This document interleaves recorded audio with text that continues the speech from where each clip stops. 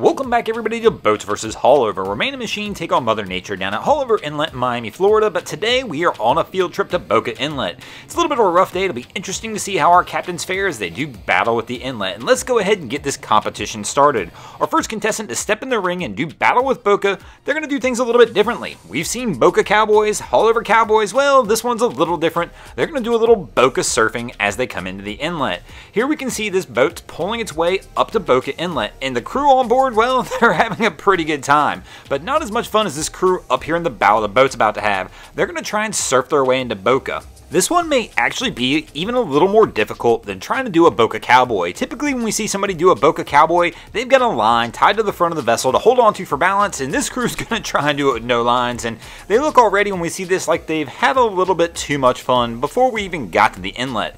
But so far, so good. Our crew's been able to hang on without going down, and she's already doing a little victory dance. It might be a little premature, though. We're not all the way into Boca yet, but it doesn't look like Boca's going to give them enough of a fight to really put her off balance, and they're probably going to hang on and pull this one out. And fortunately for these guys, they'll make it through, and the boats will take a win here in the first round, and this crew, they're already celebrating the victory.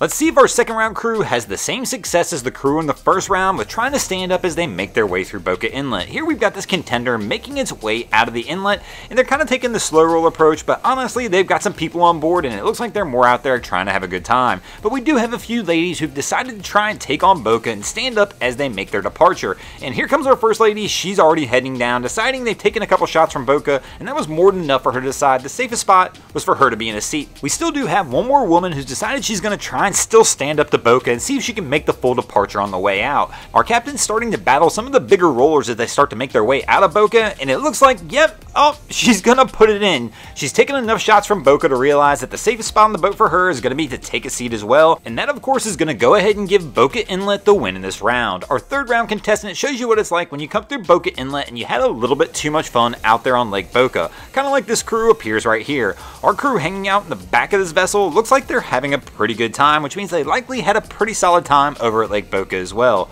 Our captain's making his way out of the inlet, just barely up on plane, which is probably the right pace for this boat in these conditions, and this crew's going to make it out of Boca without any issues, still having a good time. Hard to give anybody a loss on that one. This round will go to the boats. Our contestant in the fourth round, well, he had a pretty rough go of it. Our guy got knocked off his jet ski, and this is how rough it was out at Boca today.